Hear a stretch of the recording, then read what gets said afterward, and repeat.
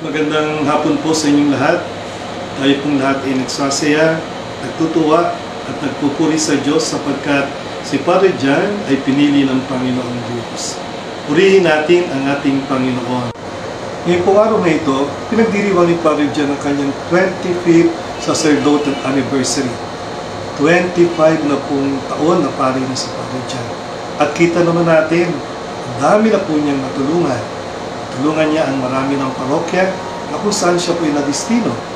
Tulungan din niya ang diocese sa paglilingkod niya sa mga pari at sa ating curia. At ngayon, siya po ay naglilingkod sa ating social action, lalo tigit sa mga mahihirap at mga nangangailangan sa ating lipunan.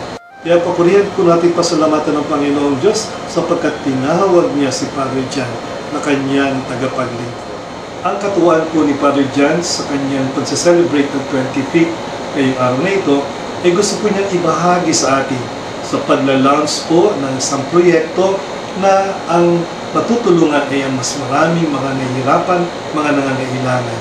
At ito po ang proyekto na Kasama Ka. Ang Kasama Ka po ay nangangahulugan ng katuwangkan ng social action ng Diocese ng Bumaca sa kanilang mga proyekto dito sa ating diocese. Tulad na nga po ng pagtulong sa mga mahihirap, sa mga kabataan, at marami pang iba. Sana po tulungan po natin sila sa proyekto nito sapagkat sa pagtulong po ninyo sa proyekto nito, mas marami tayong maaabot ng mga tao at mas marami po tayong matutulungan.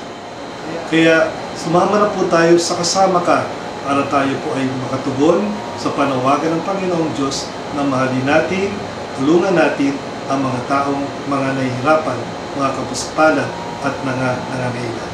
Maraming salamat po sa inyong lahat.